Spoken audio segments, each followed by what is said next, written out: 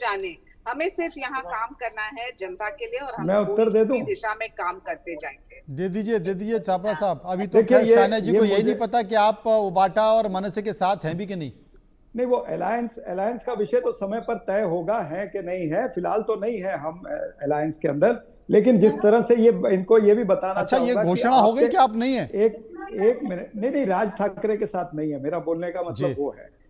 इनके मुख्यमंत्री जो हैं, वो मुख्यमंत्री खुद राज ठाकरे को हर हफ्ते में मिल रहे हैं, एक एक घंटे की मीटिंग कर रहे हैं, और ये हमारे पे कटाक्ष करने की बात कर रहे हैं। जहां तक इन्होंने मीठी नदी, विषयांतर होगा इसलिए मैं मीठी नदी पे आता हूं, इन्होंने मीठी नदी की बात की।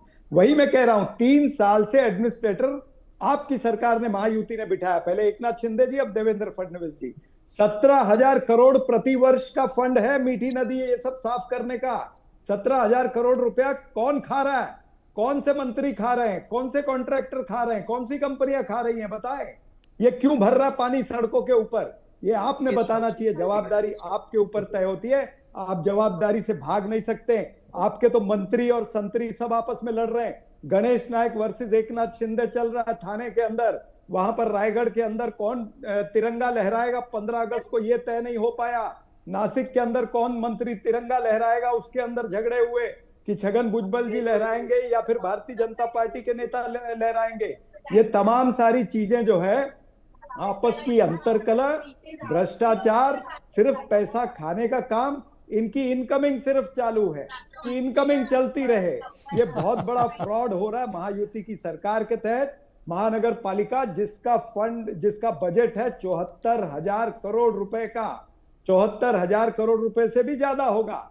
मैं ये आपको पिछले साल का बता रहा हूं। उस महानगर पालिका को इन्होंने पानी में डुबा दिया। ये मैं कहना चाहूंगा, पूरा शहर पानी में हो गया था। और खाली मुंबई की बात नहीं करूंगा, बगल का थाने हो, वसई हो, विरार हो, नवी मुंबई हो, ये पूरा एमएमआरडीए रीजन जो है, जो आदरणीय एकनाथ शिंदे जी की प्राथमिकता है या फिर देवेंद्र फडणवीस जी की प्राथमिकता है, ये सारा एमएमआर रीजन जो है, ये सारा डूब चुका था। सब लोगों को असुविधा हुई, आज भी असुविधा हो रही है। आज भी लोग हॉस्पिटलों के अंदर बीमार पड़े हुए हैं। आज भी लोगों को हॉस्पिटलों के अंदर ड्रिप लगे हुए हैं। इसकी कौन जवाबदार है? ये सरकार जवाबदार है, क्योंकि आप व्यवस्था नहीं कर सकते हैं। आपके लोग पैसा खाने के पीछे लगे हैं। कॉन्ट्रैक्टरों के पास 40% कमीशन। ये कमीशन खोरी की सरकार है महायुति की सरकार। इसलिए इस तरह से इसका हाल बेहाल हुआ मुंबई नगरी का। और ये बात करते हैं मराठी वोटर की, मैं इनको ये भी बताना चाहूंगा कि मुंबई के अंदर 35 से 40% के बीच में मराठी वोटर है।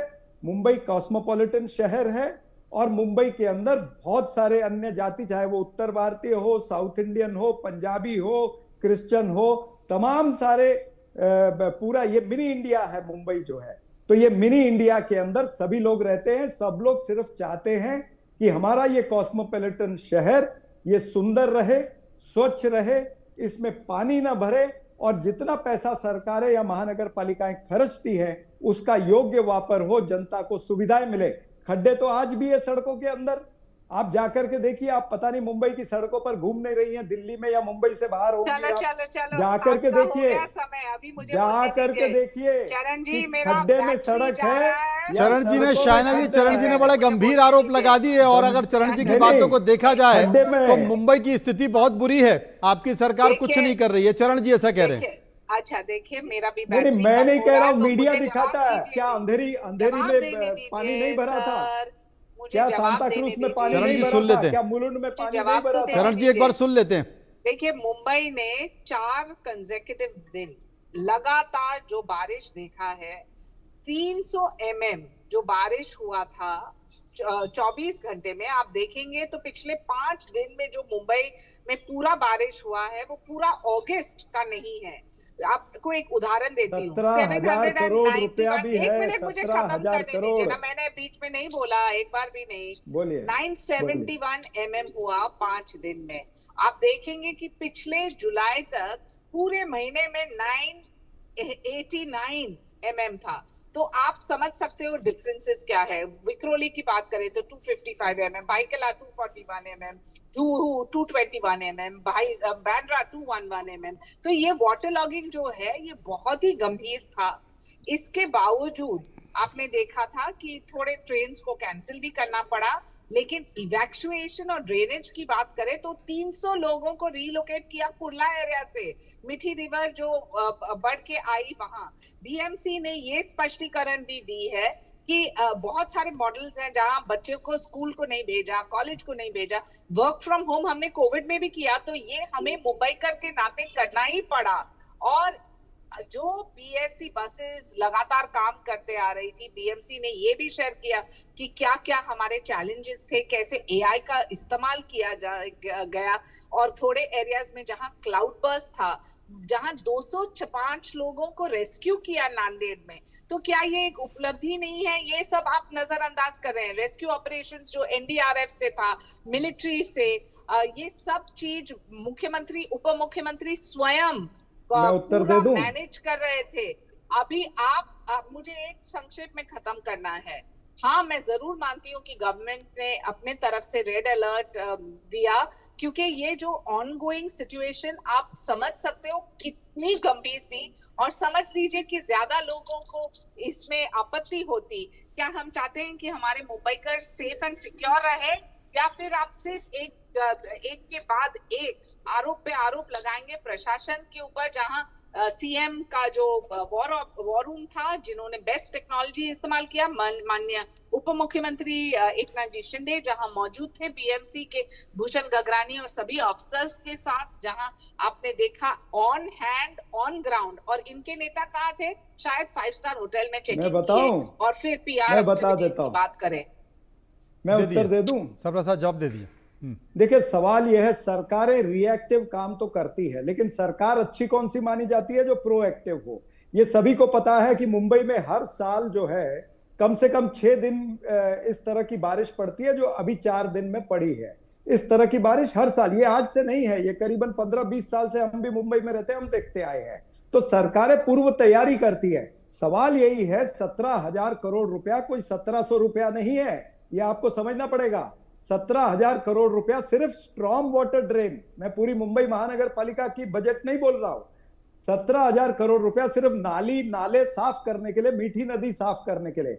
अगर वो 17,000 करोड़ से भी नहीं साफ हो सकते तो आपको कितना चाहिए? 70,000 करोड़ रुपया चाहिए क्या खाने के लिए और ये स्ट्रॉम वाटर ड्रेन को साफ करने के लिए? ये बहुत बड़ा विषय है। सरकार को प्रोएक्टिव होना पड़ेगा। सरकार को वहां पर जाकर के वॉर रूम में खड़ा नहीं होना चाहिए। सरकार को पहले प्लानिंग करनी चाहिए। अब आप बीच में बोल रही हैं, अब आप बीच में बोल रही है ना, मैं तो नहीं बोला था। हाँ, देखिए, सरकार, अच्छी अकलमंद सरकार वो होती है जो पहले से प्लानिंग करे। इस सरकार ने प्लानिंग नहीं किया, यही तो फेलियर है। यही तो मैं कह रहा हूं कि आपने पहले अंदाजा ही नहीं लगाया कि हर साल इतनी बारिश पड़ती है। पहली बार बारिश नहीं पड़ी है। चरण सिंह जी, आप अच्छी प्लानिंग करने में कहां पिछड़ गए? आप तो सरकारी गवाह बैठे। नहीं, देखिए, वो बात नहीं। सरकार सिर्फ मुंबई महानगर पालिका की बारिश के ऊपर नहीं चलती है मनोज जी, आपको बता दूं। इसके ऊपर जो इनके अनेक सारे धंधे चलते हैं ना, विभाजनकारी राजनीति, ये सारी चीजें, बहुत सारे विषय आते हैं इस समय में, तो आप उसकी बहस अलग से भी कर सकते हैं। नहीं, लेकिन आपने अच्छा एक चीज बता दी। अब जब आपने कहा कि 17,000 करोड़ रुपए ड्रेनेज में खत्म हो गया, इतना पैसा यहां चला गया, तो उसके पेपर इकट्ठे कीजिए, उसके पेपर जुटाइए और उसकी शिकायत कीजिए। ईओडब्ल्यू में शिकायत कीजिए, लोकायुक्त में शिकायत कीजिए, सीबीआई में शिकायत कीजिए, ईडी में शिकायत कीजिए। दूध का दूध, पानी का पानी हो जाएगा। ईडी आप बोल रहे हैं, ये तो वही हो गया ना कि वो दरबार तुम्हारा है और सरकार तुम्हारी है, तुम झूठ को सच लिख दो, अखबार तुम्हारा है। हाँ, अब ये फरियादी जाए तो जाए कहाँ कि कानून तुम्हारा है और दरबार तुम्हारा है। तो ईडी को कंप्लेन करने की बात आप कर रहे हैं। छोड़िए ये सब बातें। लेकिन शायना जी, उनका कहने का है सरकार में भ्रष्टाचार हो रहा है, लेकिन शिकायत करने का भी कोई फायदा नहीं, क्योंकि सारी एजेंसियां उनके पास है। देखिए, सच्चाई ये है कि इनके पास कोई विजन प्लान, कोई ब्लूप्रिंट तो है ही नहीं। सिर्फ बक करते हैं। और अब आ गई अपनी औकात पे बक बोलने के लिए। अभी ये बक शब्द, ये पार्लियामेंट्री शब्द है। ऐसे शब्द थोड़े ना मैं चलने दूंगा भाई। आपकी बक भी सुनने के लिए थोड़े ना लोग तैयार हैं। ये बक की वजह से, ये बक की वजह से ही ये पानी भरा है। बक की वजह से 17,000 17,000 करोड़ रुपया आप खा गए हैं। ये जो बकबक करते ना, ये एकनाथ शिंदे बकबक करते हैं, देवेंद्र फडणवीस बकबक करते हैं, ये बकबक की वजह से मुंबई वासियों को तकलीफ हुई है। ये आपकी बकबक जो है ना, इसकी वजह से तकलीफ हुआ है। कोई ठाना नहीं, मुंबई वासी अपना ठाने के जब समय आएगा। चरण सिंह जी, एक सवाल मैं शाहना जी से पूछना चाहता हूं। शाहना जी, एक इशारा चरण सिंह जी ने किया। चरण सिंह जी ने कहा कि बीजेपी और शिवसेना शिंदे में कुछ ठीक नहीं चल रहा है। झंडा फहराने को लेकर पूछने तो दीजिए। झंडा फहराने को लेकर यहाँ पर मतभेद दिखाई दे रहे हैं। शिंदे साहब दिल्ली आकर कई नेताओं से मुलाकात करते हैं और जानकारी मिलती है कि फडणवीस साहब की शिकायत की जा रही है। फडणवीस साहब भी उनके मंत्रालय में कुछ ना कुछ करते रहते हैं। ठाणे में भी लगातार इस तरह की चीजें निकल कर आ रही हैं। तो क्या सापरा साहब ठीक बोल रहे हैं? बिल्कुल गलत। आप अफवाहें फैलाएं जैसे कि कोई स्क्रिप्ट राइटर एक बी ग्रेड देखिए अच्छा नहीं है, ये विलेन है, ये चोर है। अरे आप सुन लीजिए, आदरणीय एकनाथ जी